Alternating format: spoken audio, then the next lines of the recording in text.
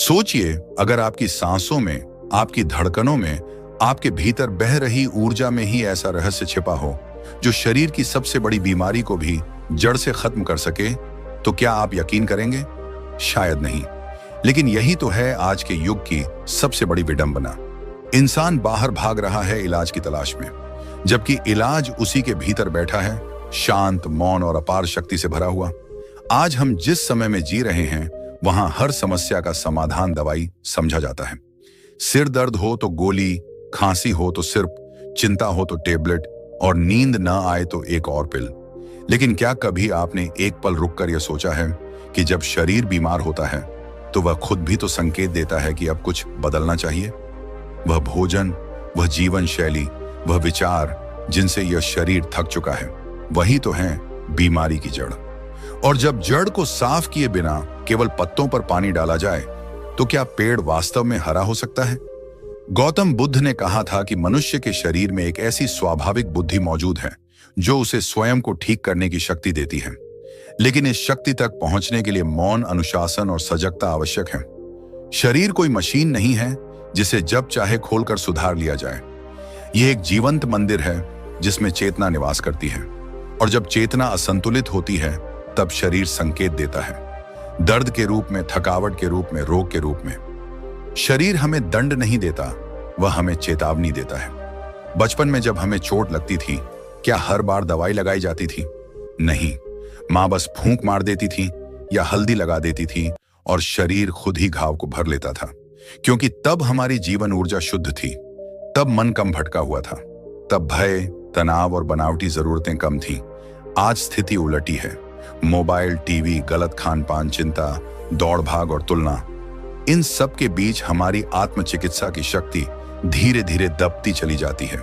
हम हर समय कहीं और होते हैं, शरीर में होते ही नहीं। अब मैं आपको एक कहानी सुनाता हूं। यह कहानी है एक साधक की जिसका नाम था अंशुमान।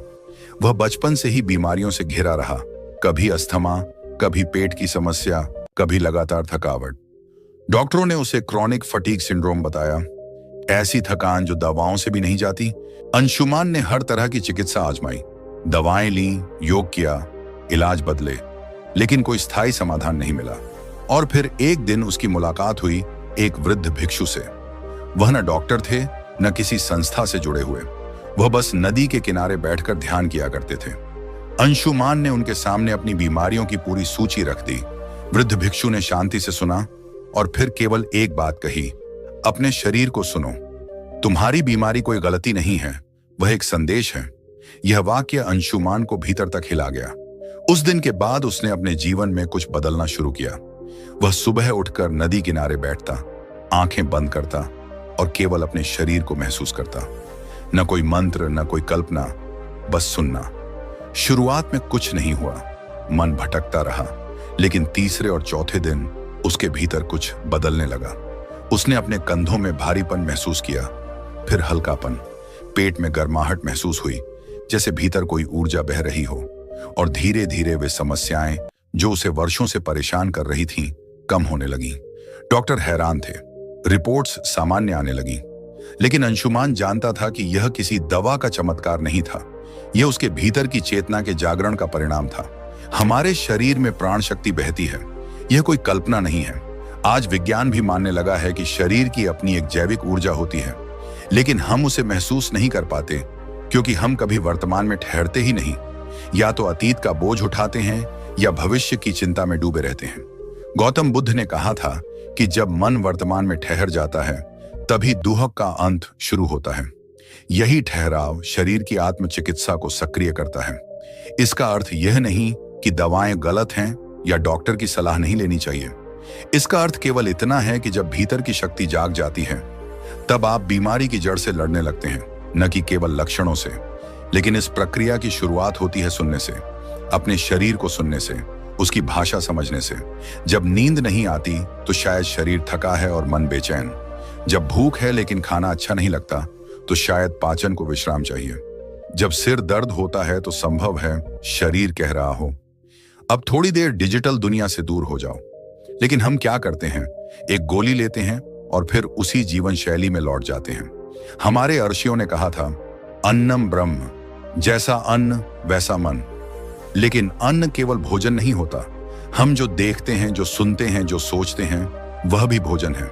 अगर सुबह उठते ही फोन उठा लिया, नकारात्मक समाचार देखे, सोशल मीडिया में डूब गए, तो यह वैसा ही है जैसे सुबह सुबह विष पी लेना। अब सवाल यह है, क्या इससे बाहर आया जा सकता है? उत्तर है हाँ, लेकिन इसके लिए बाहर नहीं, भीतर जाना होगा।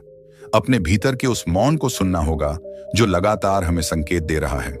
शरीर हर दिन बोलता है, लेकिन हम सुनते नहीं। जब थकावट अचानक बढ़ जाए, जब मन सुस्त हो जाए, जब चेहरे की चमक कम हो जाए, जब नींद टूटने लगे, ये सब संकेत हैं कि भीतर असंतुलन पैदा हो रहा है। यही वह मोड़ है जहां आप निर्णय लेते हैं, बाहर भागना है या भीतर मुड़ना है। असली उपचार वहीं से शुरू होता है जहां आप आंखें बंद करके खुद से पूछते हैं, मैं क्या महसूस कर रहा हूं? यह प्रश्न छोटा है, लेकिन इसका उत्तर जीवन बदल सकता है। क्या आपने कभी गहरी सांस लेकर अपने फेफड़ों की गति को महसूस किया है? क्या आपने कभी शांत होकर अपनी धड़कनों को सुना है? यहीं से असली जीवन शुरू होता है। यहीं से आत्मचिकित्सा का पहला रहस्य खुलता है। और यही पहला कदम है उस मार्ग का जो शरीर को बाहरी सहारे से नहीं, भीतर की चेतना से ठीक करता है। लेकिन यह तो केवल शुरुआत है, क्योंकि शरीर को सुनने के बाद जो अगला चरण आता है वह और भी गहरा है। और वहीं से ऊर्जा का वास्तविक जागरण शुरू होता है। जब हम किसी मंदिर में प्रवेश करते हैं तो हमारे कदम अपने आप धीमे हो जाते हैं, आवाज नरम हो जाती है और मन अनजाने में ही एक श्रद्धा से भर जाता है। लेकिन क्या आपने कभी सोचा है कि सबसे पवित्र मंदिर कौन सा है? वह मंदिर जिसमें न कोई मूर्ति है, न कोई घंटा, न कोई दीवारें, और फिर भी जहां हर पल चेतना निवास करती है। वह मंदिर है हमारा अपना शरीर। यह शरीर केवल मांस और हड्डियों का ढांचा नहीं है, यह चेतना का एक चलता फिरता केंद्र है। गौतम बुद्ध ने कहा था कि जिस शरीर को हम साधारण समझते हैं वही दुख से मुक्ति का द्वार भी बन सकता है। लेकिन विडंबना यह है कि हम उसी शरीर को सबसे अधिक नजरअंदाज करते हैं। हम अपने शरीर को तब तक स्वीकार करते हैं जब तक वह हमारी इच्छाओं के अनुसार काम करता है। जैसे ही वह बीमार पड़ता है, हम उससे नाराज हो जाते हैं, उसे दोष देने लगते हैं, दवाओं से उसे चुप कराने की कोशिश करते हैं। लेकिन क्या कोई माँ अपने रोते हुए बच्चे को थप्पड़ मारती है? नहीं, वह उसे गोद में लेती है, उसकी पीड़ा समझती है। शरीर भी वैसा ही है। जब वह बीमार होता है तब वह रो रहा होता है, दर्द के रूप में, बुखार के रूप में, थकावट के रूप में। लेकिन हम क्या करते हैं? हम कहते हैं, इस दर्द को दबाओ, मुझे काम पर जाना है, मुझे जिम्मेदारियां निभानी हैं। और हम उस आवाज को दबा देते हैं। लेकिन शरीर कभी भूलता नहीं, वह संकेत देता रहता है, पहले धीरे, फिर लगातार, और अंत में बहुत तीव्र रूप से। यही वह समय होता है जब छोटी समस्याएं बड़ी बीमारियों में बदल जाती हैं। गौतम बुद्ध ने कहा था कि दुख का कारण बाहर नहीं, भीतर होता है। और जब भीतर का असंतुलन बढ़ जाता है तो उसका प्रभाव शरीर पर पड़ता है। इसीलिए शरीर को ठीक करने के लिए केवल दवा नहीं, जागरूकता चाहिए। और यही जागरूकता ध्यान से जन्म लेती है। ध्यान केवल आंखें बंद करके बैठ जाना नहीं है। ध्यान का अर्थ है पूरी तरह उपस्थित होना, अपने भीतर उतर जाना, मन को शोर से हटाकर मौन में ले जाना। जब मन शांत होता है तभी शरीर को स्वयं को ठीक करने का अवसर मिलता है। आपने देखा होगा, जब आप तनाव में होते हैं तो आपकी सांस छोटी हो जाती है, शरीर सख्त हो जाता है, पेट सिकुड़ जाता है। लेकिन जब आप शांत होते हैं तो सांस गहरी हो जाती है, शरीर ढीला पड़ जाता है और भीतर एक हल्कापन आ जाता है। यही है ध्यान की शुरुआत। ध्यान कोई धर्म नहीं है, कोई कर्मकांड नहीं है, यह तो एक सीधा विज्ञान है। जब आप गहरी सांस लेकर ध्यान में बैठते हैं तो आपकी कोशिकाएं स्वयं को नवीनीकरण करने लगती हैं, पुराना बोझ बाहर निकलने लगता है और नई ऊर्जा का प्रवाह शुरू होता है। बुद्ध ने कहा था, श्वास को जानो, क्योंकि श्वास के साथ ही जीवन चलता है। हर श्वास के साथ जीवन भीतर आता है और हर श्वास के बाहर जाने के साथ थकान और विष बाहर निकलता है। लेकिन हम कभी श्वास को देखते ही नहीं। अब मैं आपको एक और सच्ची घटना सुनाता हूं। यह कहानी है अंजलि नाम की महिला की, जो कैंसर जैसी गंभीर बीमारी से जूझ रही थी। डॉक्टरों ने साफ कह दिया था कि अब ज्यादा उम्मीद नहीं है, तैयारी कर लीजिए। लेकिन अंजलि ने हार नहीं मानी। वह हर सुबह सूर्योदय से पहले उठती, शांत बैठती और ध्यान करती। उसने भोजन को सरल कर दिया, लेकिन सबसे महत्वपूर्ण बात, उसने अपनी बीमारी से संवाद करना शुरू किया। हाँ, संवाद। ध्यान में बैठकर वह अपनी बीमारी से पूछती, तू क्यों आई है मेरे जीवन में? कई दिनों तक कोई उत्तर नहीं मिला, लेकिन एक दिन गहरे ध्यान में उसे भीतर से एक उत्तर सुनाई दिया, तू खुद को भूल गई थी, इसलिए मैं आई। यह सुनते ही अंजलि रो पड़ी। वर्षों से दबे हुए दुख, गुस्सा, डर सब बह निकले। उसने अपने भीतर की पीड़ा को स्वीकार किया और उसी दिन से उसके भीतर कुछ बदलने लगा। कुछ महीनों बाद जब रिपोर्ट आई तो डॉक्टर चकित रह गए। बीमारी का नामो निशान नहीं था। अंजलि ने दवाएं ली थीं, लेकिन असली उपचार ध्यान के माध्यम से हुआ था। ध्यान की एक और गहरी परत है, श्वास का साक्षी बनना। श्वास को बदलना नहीं, बस देखना। जब आप श्वास को देखते हैं तो मन अपने आप शांत होने लगता है, और जब मन शांत होता है तो शरीर को आदेश नहीं देना पड़ता, वह स्वयं संतुलन में आने लगता है। बुद्ध कहते थे कि अधिकांश रोग शरीर में नहीं, मन में जन्म लेते हैं। चिंता, भय, असुरक्षा, पुराने आघात, ये सब धीरे धीरे शरीर को कमजोर कर देते हैं। लेकिन जब ध्यान के माध्यम से मन साफ होता है तो शरीर भी हल्का हो जाता है। अब प्रश्न यह उठता है कि ध्यान शुरू कैसे किया जाए? इसका उत्तर बहुत सरल है। सुबह का समय सबसे उपयुक्त होता है। एक शांत स्थान चुनिए, रीढ़ सीधी रखिए, आंखें बंद कीजिए और बस अपनी सांस को महसूस कीजिए, भीतर आती हुई और बाहर जाती हुई। शुरुआत में मन भटकेगा, विचार आएंगे, यह स्वाभाविक है। बुद्ध कहते थे, विचारों को रोको मत, उन्हें देखो। जैसे बादल आते हैं और चले जाते हैं, वैसे ही विचार भी चले जाएंगे। धीरे धीरे वह क्षण आएगा जब आप अपने शरीर के हर हिस्से को महसूस करने लगेंगे, कहीं भारीपन, कहीं गर्माहट, कहीं स्पंदन।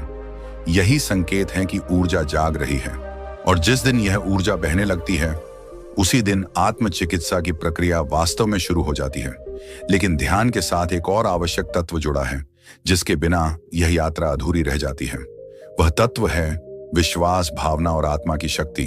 और यही वह तीसरा रहस्य है जिसके बिना शरीर और मन का संतुलन पूर्ण नहीं होता। शरीर और मन की यात्रा तब तक अधूरी रहती है जब तक आत्मा उसमें शामिल न हो जाए। गौतम बुद्ध कहते थे कि शरीर अपने आप बीमार नहीं होता, बीमारी तब जन्म लेती है जब चेतना अपने संतुलन से भटक जाती है, जब जीवन का उद्देश्य धुंधला हो जाता है, जब विचार नकारात्मक हो जाते हैं, जब मन भय, क्रोध, लोभ और दुख में उलझ जाता है। तब शरीर उस बोझ को ढोते ढोते थक जाता है और रोग के रूप में उत्तर देने लगता है। इसलिए बुद्ध ने तीसरे और अंतिम सूत्र के रूप में बताया, सही धारणा और अटूट विश्वास की शक्ति। यदि मनुष्य यह मान ले कि उसका शरीर स्वयं को ठीक कर सकता है तो वह रोग से मुक्त हो सकता है, और वह इस विश्वास को दिन रात पोषित करता रहे तो बीमारी धीरे धीरे अपनी पकड़ खोने लगती है। लेकिन हम क्या करते हैं? हम स्वयं ही मान लेते हैं कि अब कुछ नहीं हो सकता, यह बीमारी हमेशा रहेगी, डॉक्टर ने मना कर दिया है, और यही धारणा बीमारी को और गहरा कर देती है।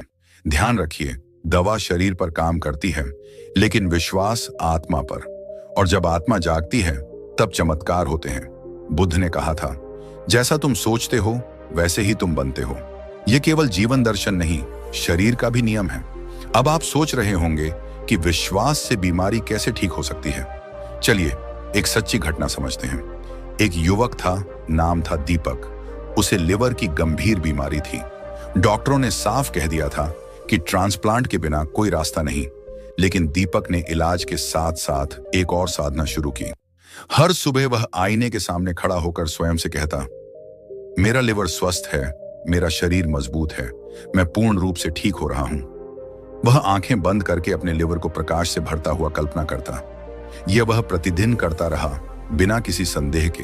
3 महीने बाद जब रिपोर्ट आई तो उसकी स्थिति में 70% सुधार था। डॉक्टर आश्चर्य में थे, लेकिन दीपक जानता था कि यह केवल दवाओं का परिणाम नहीं, उसके विश्वास और भावना की शक्ति का फल था।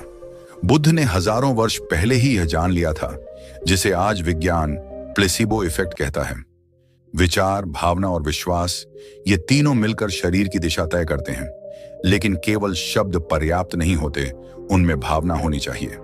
यदि आप कहते हैं मैं ठीक हूं, लेकिन भीतर भय और शंका भरी हो, तो शरीर उस आदेश को नहीं मानता। जब आप पूरे विश्वास के साथ गहरी भावना से कहते हैं, मेरे शरीर में जीवन ऊर्जा बह रही है, मेरी हर कोशिका जागृत हो रही है, मैं स्वस्थ हूं, तब वही भावना ऊर्जा बनकर शरीर में फैलने लगती है। यह कोई कल्पना नहीं, बल्कि चेतना की क्रिया है।